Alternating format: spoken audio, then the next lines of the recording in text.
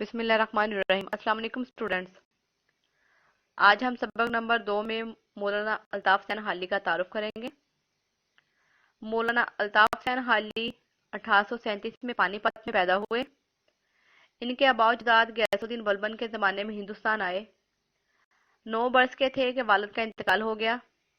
بھائیوں نے پرورش کی۔ تعلیم کی تکمیل دلی کے عالموں کی صحبت میں ہوئی۔ غالب و شیفتہ کی صحبت سے بطور خاص فیض یاب ہوئے۔ سر سید سے بھی تعلق خاطر قائم ہوا۔ شیفتہ اور غالب کے انتقال کے بعد لاہور آئے اور یہاں پنجاب بک ڈپو میں ملازمت کر لی۔ یہیں سے وہ انگریزی ادبیات سے متعارف ہوئے۔ جدید طرز کی نظمیں لکھی اور اردو شاعری کی اصلاح کا بیڑا اٹھایا۔ 1887 میں سرکار حیدرآباد سے 100 روپیہ ماہوار وظیفہ مقرر ہو گیا تو ملازمت ترک کر کے باقی عمر تصنیف و تالیف میں بسر کر دی۔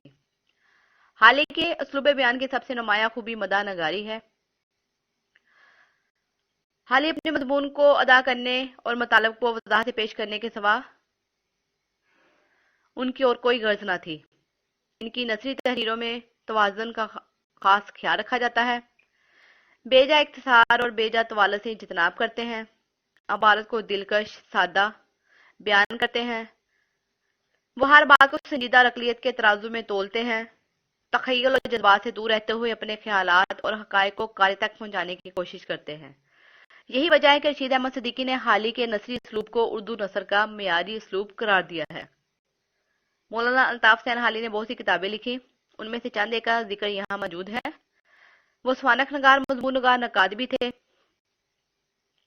ان کی مشہور کتابوں میں حیات جاوید جو سر سید احمد خان کے بارے میں لکھی گئی ہے، یادگار غالب یہ مرزا غالب کے بارے میں لکھی گئی ہے، حیات سعدی شیخ سعدی رحمۃ اللہ علیہ کے بارے میں لکھی گئی کتاب ہے، مقدمہ شعر و شاعری ان کی تنقید کی کتاب ہے اور مد و جزر اسلام شامل ہے۔ آخر ذکر کتاب مسدس حالی کے نام سے بے حد مقبول ہے۔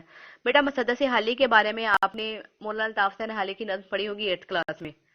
یہ وہی شاعر ہیں جن کے بارے میں آج کے لیکچر میں ان کا یہ تعارف جو ہے وہ آپ کو بتایا جا رہا ہے۔ 8th کلاس میں ان کی مسدس حالی یا 7th کلاس میں آپ ان کی مسدس حالی سے جو ہے وہ واقفیت حاصل کر چکے ہیں۔ جی بیٹا، یہ تو تھا آج کا لیسن۔ آپ نے مولانا الطاف حسین حالی کی چند کتابوں کے جو نام دیے گئے ہیں ان کو یاد کرنا ہے، ان کی ڈیٹ آف برتھ اور یہ کس علاقہ میں پیدا ہوئے اور تعلیم کہاں سے حاصل کی۔ یہ بیٹا چند پوائنٹس ہیں جن کو آپ نے اچھے سے یاد کرنا ہے۔